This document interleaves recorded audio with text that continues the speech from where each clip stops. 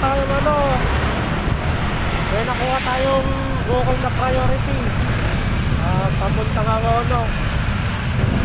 Siyempre, lugi tayo sa ano, lugi tayo sa priority nilalamog.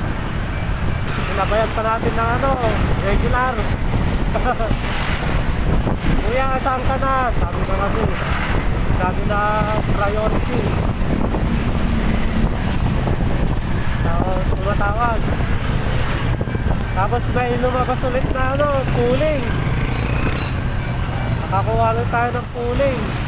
Papunta ka Angono rin. Wala rin priority rin lalamog ngayon.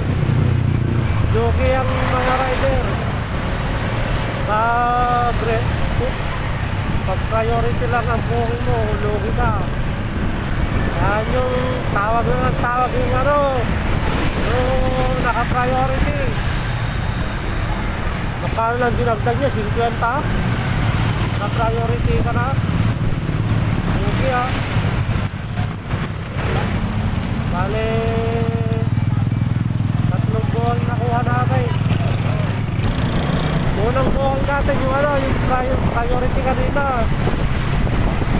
Siyempre, habang nag-aantay tayo na ano, tender ng item, may lumabas na regular. Papuntang Angono rin.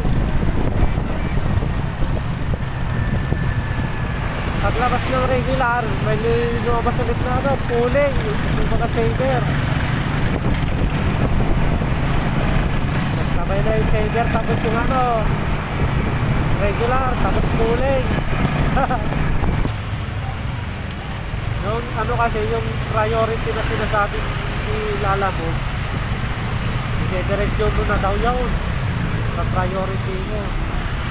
Pero hindi ganon, priority unahin mo na lang i-drop off. Maawa naman yung mga rider sa pinaggagawa niya.